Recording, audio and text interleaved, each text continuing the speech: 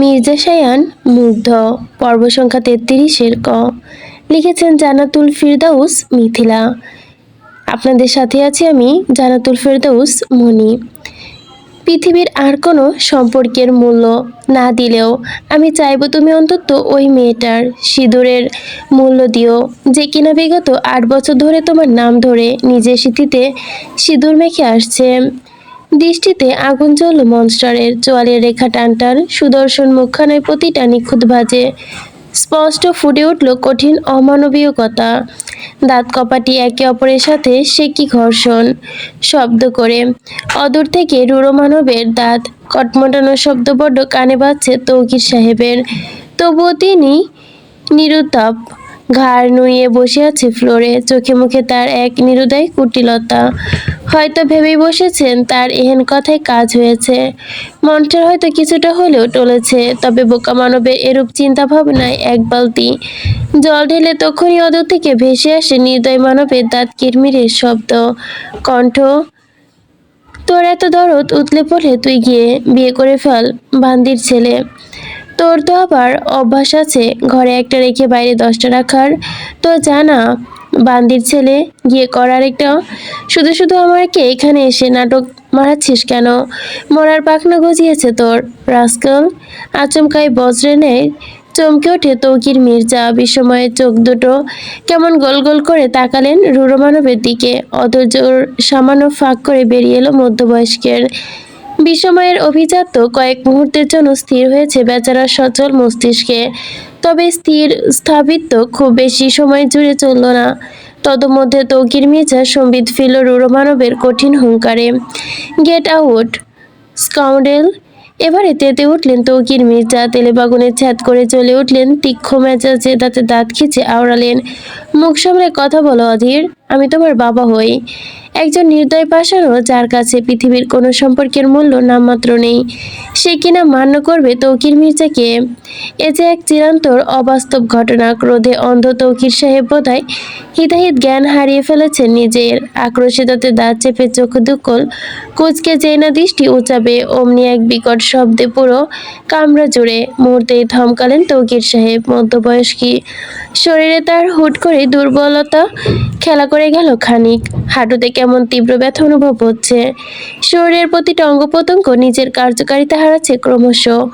তৌসির সাহেব হতভাগ, চোখের পলকের সঙ্গে তার ওই হঠাৎ কি যে হলো কে জানে।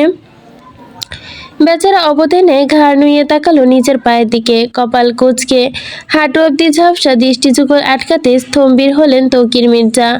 হাঁটু থেকে এক নাগারে গড়াচ্ছে তাজা লৌহ। এক ভোঁতা চিনচিনে ব্যথায় প্রায় ছিঁড়ে যাচ্ছে হাঁটুর লিগমেন্ট। দুর্বল তৌকির মির্জা, চোখ তুলে তাকাতেও যেন কেমন লাগছে তার। দুর্বল তৌকির সাহেবের পা দুটো টলমল। এক হাঁটু আহত হওয়ায় অন্য হাঁটুতে খুব একটা জোর দেবার সাধ্যই নেই বেচারির। টলতে টলতে একটা সময় হুট করে পড়ে গেলেন স্বচ্ছ কাচের তৈরি ফ্লোরে। অতঃপর শুরু হলো মধ্যবয়স্কের ব্যথাতুর আর্তনাদ। বেচারা কণ্ঠে সে কি জোর। দু হাতে নিজের আহত হাতখানা বুকের সাথে চেপে ধরে কাঁদছেন বেচারা। দিন দুনিয়া ভুলেছেন তিনি, ভুলে বসেছেন ঘরে থাকা নির্দয় মানবের উপস্থিতি। আর তো তৌকির সাহেব যখন নিজ কষ্টে বোধ হয়ে আছেন, ঠিক তখনই তার সামান্য কুঁচকে যাওয়া ললাট বরাবর আচমকা স্পর্শ পেলেন উষ্ণ নলজাতীয় কিছুর। কান্না ভুলে ভরকালেন তৌকির সাহেব। হকচকিয়ে নেত্রেও ঘাড়ের পেছন অংশটা কুঁচকে সম্মুখে তাকাতেই কেঁপে উঠলেন তিনি। পাহাড় সম বলিষ্ঠ দেহের অধিকারী রুড়ো মানব কেমন কটমট দৃষ্টি মেলে তাকিয়ে আছে তার ওই পানে। বাহাতে তার একখানা বিদেশি দামি রিভলভার, যার নল আপাতত তৌকির মির্জা ললাটের কেন্দ্রস্থলে টিগার রিংটের তরজানি আঙ্গুল চালাচ্ছে ঢুকিয়ে রেখেছে মুগ্ধ। চেপে দিলেই সব শেষ, যেন যে কোনো সময় ফায়ার করে দিবে বেয়াদব ছেলে। তৌকির সাহেব স্বচ্ছ স্বরে হারালেন যেন, শুকনো ঢোক গিলে নিলেন ছেলের অলক্ষ্যে। মুখগম্ভীর, জিভ নড়ালো তার, কিন্তু হঠাৎই ফাঁক গলিয়ে বেরোচ্ছে না শব্দ। রুড়ো মানব করু হাসলো মধ্যবয়স্কের হেন করুণ দশা দেখে। হাতের জোরে রিভলভারটা ললাটে ধাতব নলটা ধীরে ধীরে নামিয়ে আনে লোকটার কপাল বেয়ে নাক বরাবর। ঠোঁট অবধি। এদিকে তার এহেন কাণ্ডে দেহ ছেড়ে পরাণ পাখি ঠুস করে উড়ে যাবার জোগাড় তৌকির সাহেবের। বেচারার দেহখানি কাঁপছে ভীষণ, পা দুটো তিরতির করে কাঁপিয়ে যে না কিছু বলতে যাবে তিনি, অস্পষ্ট কিছু আওড়াবে, অমনি মুগ্ধ নামক বলিষ্ঠ পুরুষের রূঢ় আঙুলটি চট করে মুষ্টিবদ্ধ চেপে তৌকির সাহেবের পোইক স্টাইলে থাকা চুলগুলো, অতঃপর রূঢ় মানব এক ঝাটকায় মধ্যবয়স্কের মাথাটা খানিক উঁচিয়ে তুলে তার মুখ গহ্বরে জোর করে ঠেলে দিল বন্দুকের ধাতব নল। মুহূর্তেই জমে গেল তৌকির মির্জা। মুখ গহ্বরে জোর করেই বন্দুকের নল ঠেকানোতে দাঁতের সাথে ঠোঁটের তীব্র ঘর্ষণে ঠোঁটের কনিশ ফেটে গেল তার। সেদিকে ধরে খেয়াল আছে রূঢ় মানব মনস্টারের। সে তো ব্যস্ত নিজের পাগলামিতে। তৌকির সাহেব গোঙাচ্ছেন, চোখের কর্নিশ বেয়ে গড়াচ্ছে অশ্রু, অথচ সম্মুখে নির্দয় মানব সাপের ন্যায় হিস করছে। দেখো বাদামি চোখ জোড়ায় তার সে কি যে আগুন ঝরছে, চলে বুঝি এক্ষুনি কটমট করতে করতে ভেঙে পড়বে নিশ্চিত। যুবক হাতের জোর বাড়াচ্ছে ক্রমশ থেকে ক্রমশ, বন্দুকের নল আরো খানিকটা ঠেলে দিল ভেতরে। বাধা মানল তৌকির সাহেবের আলজিহ্বা বরাবর। সহসা তীব্র যন্ত্রণায় গুঙিয়ে উঠলেন মধ্যবয়স্ক। চোখ দুটো কুঁচকে দিয়ে কর্ণখোরে ভেসে এলো মুগ্ধের কটমট ধ্বনি। আমার রাজেতে দাঁড়িয়ে আমার সামনে আমাকেই মাইন্ড গেম খেলার স্পর্ধা পেলি কোত্থেকে তৌকির মির্জা? আমাকে শ্যামষ্ঠী দেবী মনে হচ্ছে তোর, নাকি বান্দির ছেলে যে কি নাম তোর ওই কুটিলতা ধরতে পারবে না? এক মুহূর্তেই থমকালো যেন যুবক। ঠোঁটের কোণে আচমকায় এক চিলতে করো হাসি টেনে ফের ঘাড় নুয়ে অদ্ভুত স্বরে তৌকির সাহেবের কানের কাছে মুখ এনে হিসিয়ে বললেন, লিসেন্স বাস্টার্ড। বাঘের চোখ ফোটার সে যেখানেই থেকেই শিকার করা শিখুক না কেন, একটা শিকার করা শিখে গেলে সে আর কারো কাছে বাধা থাকে না। সে নিজের দক্ষতা অর্জন করে রুলেই তখন তার চোখে শুধু শিকার নয়, আশেপাশে সবকিছু হয়ে ওঠে তার একান্ত সাম্রাজ্য। And do you I am the bloody monster and this is my fucking kingdom. এসব প্রতিজ্ঞা and all those fucking bullshit mean me to nothing. আমার যা প্রয়োজন ছিল আমি তা পেয়ে গেছি। গোটা একটা কালো সাম্রাজ্য পেয়েছি নিজের নামে। And the all I needed. এখন আমার নাম নিয়ে কে কি করছে, কে মরছে, কে বেঁচে আছে, who the fuck here fuck about that. এইসব বালসাল নিয়ে আমার সামনে কথা বলতে আসবি না। Do you get my words bastard? ঢোক গেলার অব্দি সুযোগ দিল না। মোদর নেই যেন তৌকির মির্জার। ঘটে বুদ্ধি থাকলে থোড়াই আর কখনো ম্যানুপুলেট করবে না কে এই মনস্টারকে। তৌকির সাহেব এক জন্মে শিক্ষা পেলেন যেন এইবার। তড়িঘড়ি করে মাথা ঝাঁকিয়ে কোনো মতো মনস্টার বাঁকা হাসলো তা দেখে তক্ষুনি হাতের জোরে বন্দুকের নলটা মুখ গহ্বরে উঁচিয়ে তুলল নির্দয় মানব। তাতে দাঁত চেপে কর্কশ কণ্ঠে আওড়ালো, নেক্সট টাইম আমার সামনে মুখ খোলার আগে 10 বার ভেবে চিনতে নিবি বান্দির ছেলে। ফর হ্যান্ডস বেশি তেড়িবেড়ি করলে একদম জ্যান্ত পুঁতে ফেলবো সর্ক ভর্তি বেসমেন্টে। You know what? আজাইরা খেতে খেতে তোর শরীরের চর্বি কিন্তু ভালোই জমেছে। আমার স্বরগুলো একবেলার খাবার হতে পারলে তুই মরে গিয়েও ধন্য হবি। ভয়ে তটস্থ তৌকির মির্জা পলক ফেলাতেও যেন ভুলে গেছে এই মুহূর্তে। যুবক এক মুহূর্ত কটমটিয়ে চেয়ে রইল তার পানে। পরক্ষণে এক লোহমায় তৌকির সাহেবের মুখ গহ্বর থেকে বন্দুকের নলখানা বের করে নিল, পেছালো এক কদম, কায়দা করে হাতের বন্দুক নামিয়ে হুঙ্কার ছুড়ে বলল, gets lost to the hell rascal. ভরকালেন তৌকির সাহেব অসহায় ন্যায় এক দফা দৃষ্টিপাত করল নিচের আহত হাঁটুর ক্ষতে। এহেন অবস্থায় কিভাবে কক্ষ ছেড়ে বের হবেন তিনি?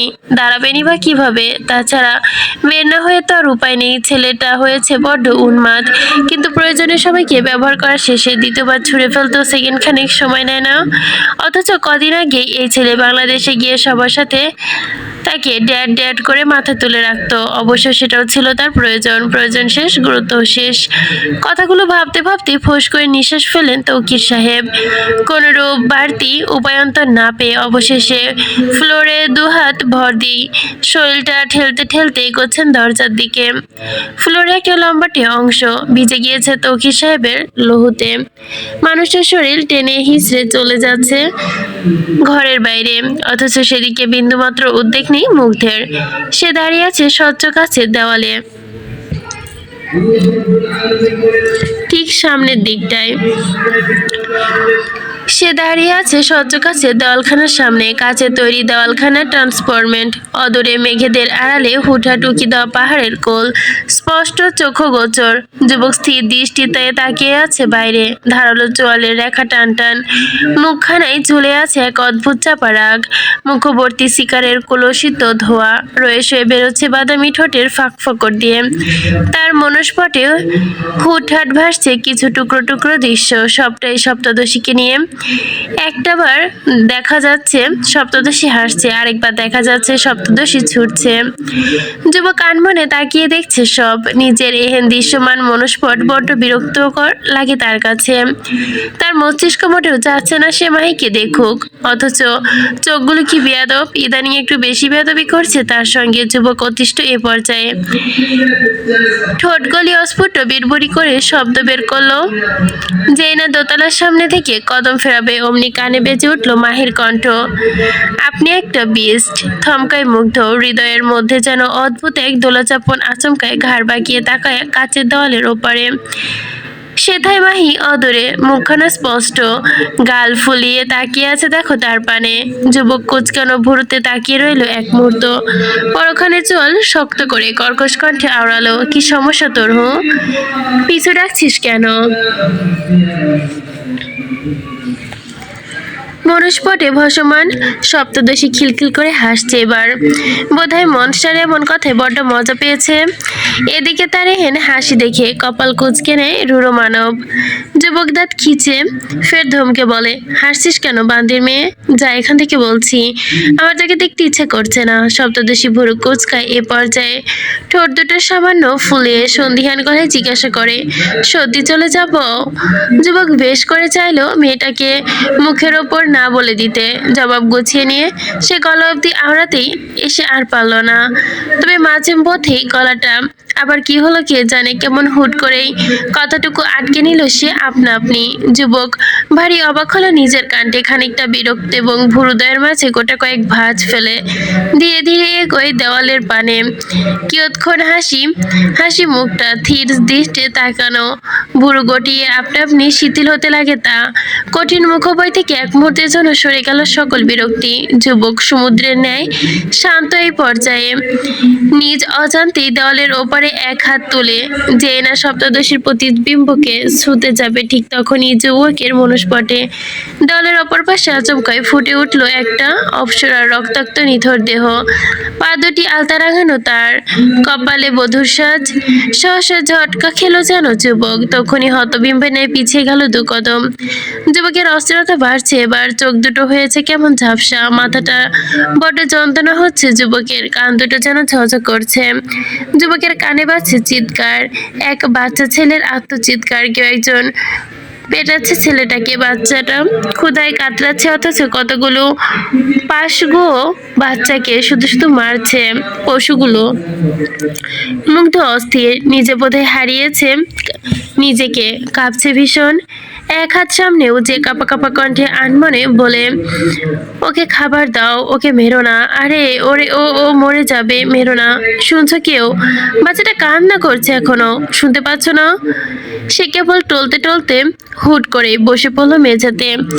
দু হাতে নিজের বলিষ্ঠ দেহটা খানিকটা ঝাপটে রেখে কাতরাচ্ছে যুবক, কিন্তু কণ্ঠ দেখো, যুবকের কষ্ট ধরে কমছে। মুগ্ধ আরো সময় নষ্ট করেনি, তখনই কাঁপতে কাঁপতে ছুটে হেঁটে গেল নিজ ডেস্কে। ঝাপসা চোখে উদ্ভাটে নেয় এদিক ওদিক খুঁজতে লাগলো। অবশেষে একখানা সিরিজ সহ তরলের শিশি পেয়ে গেল। যুবক তড়িঘড়ি করে সিরিজের ড্রাগ উপযুক্ত করে নিল, অতঃপর কাপত্রয়ী হাতে সিরিজ থেকে ড্রাগ সহ পুরোটা পুশ করে দিল নিজের শরীরে। সুই ঢুকিয়ে ক্ষান্ত হলো যুবক। তার সর্বাঙ্গ জুড়ে চলছে থাকা অনিয়ন্ত্রিত কম্পন। মস্তিষ্ক এতক্ষণ ধরে শান্ত হচ্ছে তার। কানে বাজা কান্নাগুলো ধীরে ধীরে গায়েব হয়ে যাচ্ছে। যুবক স্থির এই পর্যায়ে মাতালের ন্যায় টুলতে টুলতে আচমকা নিজের পাহাড় সম দেহটা নিয়ে ধপ করে ফ্লোরে বসে পড়ে। এবার আর নিজে থেকে উঠে যাবে না বা সে প্রয়াসও চালায়নি মুগ্ধ। উল্টো এক অদ্ভুত অস্থিতিতে তার চোখ দুটো যেন বুঝতে বুঝতে আওড়ালো। আর অল্প কিছুদিন মা, এরপর তোমার সাথেই বিসর্জন দিব ওকে। ওর বাপের সামনে ওকে জ্যান্ত পোড়াবো আমি। সবাইকে মেরে ফেলবে, ওই বান্দির মেয়েকেও মেরে ফেলবো। কথাটুকু যেন শেষ করতে পারলো না, বাকিটা বলা হলো না তার। ওই বান্দির মেয়েকেও মেরে ফেল। তার আগে চোখ দুটো যেন তার মুদে গেছে আপনা আপনি। কাঁদতে ব্যস্ত সপ্তদশী। হাঁটু দুটো ভাঁজ করে মুখ লুকিয়ে অঝরের কাছে বোকা মেয়ে। পাশ থেকে কিউটি কেমন লম্পঝম্প দিচ্ছে। বোধহয় প্রিয় সখার কান্নার কারণ খুঁজতে পারছে না বৌবা পানি। সপ্তদশী মুখ তুলছে না, কান্নার তোড়ে ক্ষণে ক্ষণে কাঁপছে তার রুড়ো দেহখানা। মাহিম যখন নিজে দুঃখ বিলাসে মত্ত ছিল, ঠিক তখনই দরজার কাছ থেকে ভেসে এলো এক সুমধুর পরিচিত কণ্ঠ। আসবো। তরুণীর সিগ্ধ কণ্ঠে কর্ণ করে প্রবেশ করতেই হেলদোল দেখা গেল না সপ্তদশীর মাঝে। সে আগের ন্যায় মুখ লুকিয়ে কাছে দেখো। দরজার চৌকাঠে দাঁড়িয়ে আছে মিলা। অনুমতির অপেক্ষায় রইল না আর সে। নিজ উদ্যোগে গুনে গুনে পা ফেলে এগিয়ে এলো জানালার কাছে। কাউচের পানে এক মুহূর্ত গম্ভীর মুখে সপ্তদশীর আপাতমস্তক পরখ করে পরক্ষণে ফের চাপা স্বরে ডাকলো, কথা বলবে না মুনলাইট? কথায় বুঝি আজকাল হলো কি তার? সপ্তদশী ধীরে ধীরে মাথা তুলে চাইল সম্মুখে, আর অমনি ভরকালো মিলা। সপ্তদশীর কোমল মুখখানা কাঁদতে কাঁদতে সে যে কি বেহাল দশা। চোখ দুটো ফুললে কেমন হয়ে আছে দেখো দ্বিগুণ। মুখটা হয়েছে পাকা টমেটোর ন্যায়। মিলা উদ্বিগ্ন হলো তক্ষুনি। কোনো রূপ বাস বিচার না করে সঙ্গে সঙ্গে বসে পড়ল কাউচে। মাহির স্থির দৃষ্টির পানে তাকিয়ে থেকে বিচলিত কণ্ঠে আওড়ালো, কি হয়েছে তোমার মুনলাইট? এভাবে কাঁদছো কেন? নাক টানলো মাহি। ওপরে ঠোঁটখানা খানিক ফুলিয়ে মোটা মোটা কণ্ঠে জবাব দিল, ভালো লাগছে না আর ইচ্ছে করছে মরে যেতে। দৃষ্টিতে এক পশলা আহত ভাবসাব নামলো মিলার। মনক্ষুণ্ণ হলো মেয়েটার অসহায়ত্ব দেখে। সে কেমন আলগোছে চোখ নামিয়ে বিড়বিড় করলো, এই জন্যে তো চেয়েছিলাম তুমি যেন চলে যাও এখান থেকে। হতভম্ব হলো মাহি, যার পরও নাই অবাক হলো মীরার কথায়। বিষময়ে চোখ তুলে তাকাতেই কপালে কান্না ভুলে হতবাক কণ্ঠে শুধালো, তার মানে তুমি জানতে সব? প্রয়াসে চোখ তুলে তাকায় মিলা। মুখখানে এক অদ্ভুত রহস্য টেনে চাপা স্বরে বলে, তোমাকে আমার অনেক কিছুই বলার আছে মুনলাইট, কিন্তু এখানে না। তুমি আমার ঘরে চলো। শুকনো ঢোক গিলে নিল মাহি। মুখ অতি অভিব্যক্তিতে অবিশ্বাসের ছাপ তার। তা বেশ বুঝলো মিলা। পরক্ষণে মাহিকে আবারও অবাক করে দিয়ে আচমকায় শান্ত কণ্ঠে বলল, তোমার পাসপোর্ট রেডি মুনলাইট। সব ঠিকঠাক থাকলে তুমি আর একটু সাহস করলেই অচিরেই এই জেলখানা থেকে পালাতে পারবে তুমি। বিশ্বাস করো, বেঁচে থাকার জন্য এটাই তোমার শেষ পথ। কিসের পথ? হকচকে ওঠে মিলা এবং মাহি। কথার মাঝে অমন হুটহাট করে ব্যাঘাত ঘটায় গম্ভীর কণ্ঠে কেউ। দরজার পানে তাকাতেই দুইজন। মিলা তৎক্ষণাৎ কাঁচুমাচু ভাব ধরল, মাথাটা নুইয়েই কিছুটা কুলু পাটল মুখে। মাহি ঢোক গেল বারংবার। ঘাড় বাঁকিয়ে মিলার পানে দৃষ্টিপাত করতেই নিচের মাথাটাও নুয়ে নিল পরক্ষণে। এদিকে অ্যাডউইন কেমন কপাল গোটালো, চোখে মুখে একরাশ সন্দিহান ভাব নিয়েই কাটকাট কণ্ঠে আওড়ালো, আজ রাত 10টার পর ভুলেও কেউ ঘর থেকে বের হবে না। আই সেড ভুলেও না। এহেন কথায় সন্দিহান ভাঁজ পড়ল সপ্তদশীর কপালে। মনের কোণে উত্থাপিত হলো একরাশ প্রশ্ন। সে কেমন হড়বড়িয়ে জিজ্ঞাসা করতে যাবে অমনি তার হাত দুটো খপ করে চেপে ধরল মিলা। মাহি থমকায়, এইবারেও ভুরু কুঁচকে দৃষ্টি নিচু করে তাকাতেই নিজের হাতে মিলা কেমন শক্ত করে চেপে রেখেছে তার হাত দুটো, যেন নীরবে মেয়েটাকে বারণ করছে সে। মাহি চুপ রইল, বিচক্ষণতা দেখিয়ে পাশ থেকে মিলা তখনই শান্ত কণ্ঠে এডুইনকে বলল, আপনি নিশ্চিন্তে থাকুন এডুইন, আজ রাতে কেউ বের হবে না ঘর থেকে। কেউ বলতে কেউ না।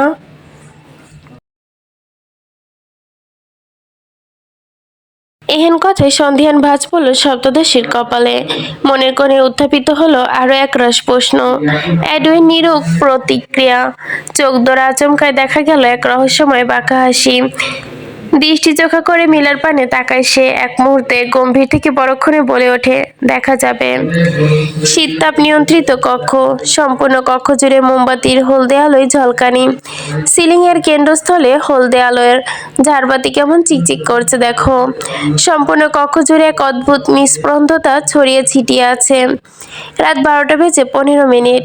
একজোড়া টলমল কদম আচমকাই শক্ত করে দুয়ারের খুলে কক্ষে ঢুকলো। শরীরে ঢুলছে বেশ, পা দুটোর মালিক কেমন ঢুলতে ঢুলতে এগোচ্ছে ভেতরে।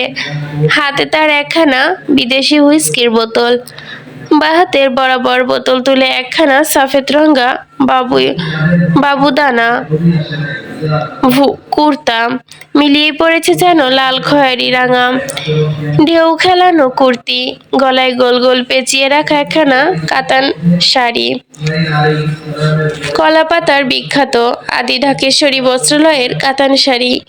যুবক আজ বড্ড গোছালো, তবে চুলগুলো আজও এলোমেলো তার আগের মতোই। সম্মুখে বিশাল দেওয়ালে একখানা হাতে আঁকা পেন্টিং, গোল্ড ফ্রেমে বাঁধানো তা। ছবিতে নিখুঁত হাতে আঁকা এক নারীকে। তাকে যেন শুধু নারী বলে ভুল হবে, এ যে এক অপ্সরা। ছবিতে বিশাল এক গদি, বসে আছেন তিনি। চেহারায় সে কি দীপ্তিমান ছড়াচ্ছে তার। হাঁটু সমান মেঘরাশি ন্যায় চুলগুলো খুলে রাখা, গায়ে জড়ানো এক ইন্ডিয়ান কাতান শাড়ি। অপ্সরার ঠোঁটের কোণে ঝুলছে এক অসাময়িক হাসি। তিনি হাত উঁচিয়ে ডাকছেন বোধহয় কাউকে। এই ছোট বাচ্চা, এই তো বয়স বোধহয় 4-5 হবে। সে কি সুন্দর অজ্ঞাকারী ন্যায় মায়ের পায়ের সামনে দুহাত ভাঁজ করে বসে এক দৃষ্টে দেখছে দেখো তার অপরূপা মাকে। যুবক রয়েছে নিচের বাদামি দৃষ্টি জোড়া তাক করলো অদূরের দেওয়ালে জুড়ে ঝুলন্ত ছবির পানে। মুহূর্তে অপরাধী ন্যায় জিভে দাঁত কাটলো যুবক, এক অদ্ভুত ভঙ্গিমায় মুচকি হাসতেই তার বাদামি চোখ দুটো কেমন হেসে উঠল দেখো। যুবক আজ নিজের চিরচেনা শক্ত খোলস ছেড়ে সাধারণ হয়ে উঠেছে। এই একটি রাত, বছরের শুধুমাত্র একটি রাতেই জন্য সে শ্যাডো মনসা থেকে অধীরে আবির্ভূত হয়। আজও হলো তাই। অধীর দুপা ভাঁজ করে বসলো মেঝেতে, হাতে হুইস্কির বোতলটা শব্দ করে পাশে রাখে। পরক্ষণে ছবির ওই অপরূপা পানে তাকিয়ে অপরাধী কণ্ঠে বলে ওঠে, সবসময় খেতে খেতে অভ্যস্ত তো, তাই না খেলে মাথা ঠিক থাকে না আম্মা। আপনার সামনে খাচ্ছি, তাই আগে ক্ষমা চেয়ে নিচ্ছি। থমকালেন যুবক, আলতো হাতে মাথা চুলকে কথা গোছাতেই তৎপর হলো বেশ। বুকটা কাঁপছে তার, কি থেকে কি বলবে তাও খুঁজে পাচ্ছে না। কিছুক্ষণ নীরব থাকার পর কটল যুবক কিছুটা সময় পার করে পরক্ষণে সে কেমন ঢোক গিলতে গিলতে তাকালো মায়ের ছবির পানে। এক মুহূর্ত স্থির দৃষ্টিতে তাকিয়ে থাকতেই ছলছল করে উঠল তার রক্ষীপুটর, কাপা কাপা কণ্ঠে আওড়াতে লাগলো, নিষ্পাপ মায়ের শাস্তি যদি ছেলের দেওয়া হয়, তাহলে দোষী বাবার শাস্তি কেন তার মেয়েকে দেওয়া যাবে না আম্মা? আমার মনে হয় না আমি ভুল করছি। তাহলে ওকে মেরে ফেলতে পারছি না কেন? ওকে মারার জন্য বন্দুক তুলতে বুক কেঁপে ওঠে কেন আম্মা? নিঃশ্বাস নিতে কষ্ট হয় কেন আম্মা? একটু বলবেন প্লিজ?